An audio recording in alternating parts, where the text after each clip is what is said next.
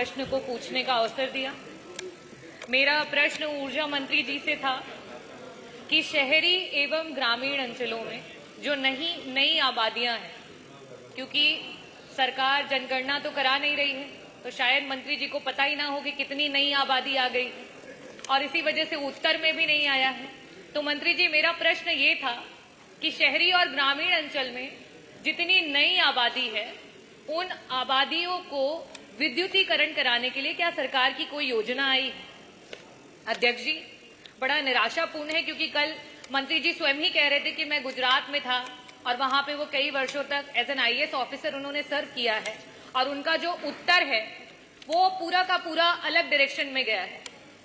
माननीय मंत्री जी ने जवाब दिया कि अगर कोई प्लॉट खरीदता है तो प्लॉट का जो खरीदेगा उसके विद्युतीकरण के लिए सरकार के द्वारा इतना इतना पैसा लिया जाएगा। मंत्री जी, कल आप स्वर्ग की बात कर रहे थे कि आपकी जो ये सरकार है उसमें ऊर्जा विभाग ने उत्तर प्रदेश में स्वर्ग ला करके रख दिया है। तो मेरा पहला प्रश्न आपसे ये है कि क्या आपके विभाग में स्वर्ग में गरीबों की कोई जगह नहीं है? क्या आपके विभाग में जो नई आबादियां शहरी एवं ग्रामीण इलाकों में बस रही हैं, उनके विद्युतीकरण के लिए कोई योजना नहीं बनाई गई है? और आगे आने वाले समय में क्या कोई योजना देकर के जो गरीब परिवार हैं, जो नई आबादियों में बसे हुए हैं, उनको निःशुल्क आपकी सुविधाओं से जोड़ा जाएगा? ये मेरा पहला प्रश्न है। मेरा दूसरा प्रश्न आपने जो उत्तर दिया उससे जुड़ा हुआ है। आपने कहा कि जो प्लॉट हैं उन पे इतना भुगतान जो है वो सरकार लेती है।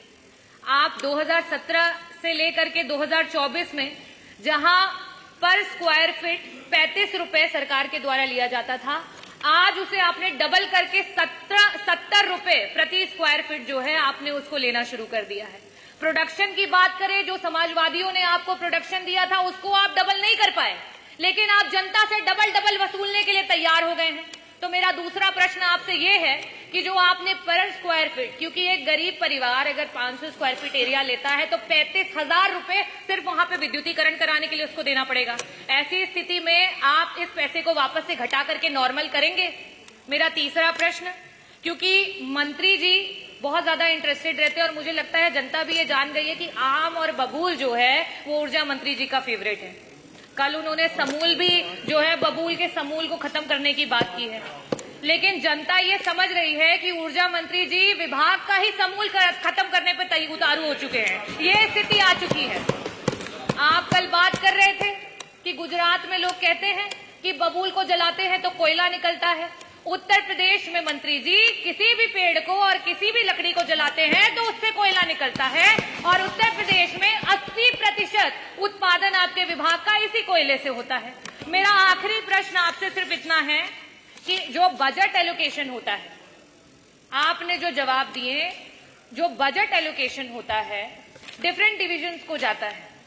किसी डिवीजन में 18 उपकेंद्र हैं, किसी डिवीजन में 10 उपकेंद्र हैं, किसी डिवीजन में 12 उपकेंद्र हैं, लेकिन पैसा आपका समानता जा रहा है।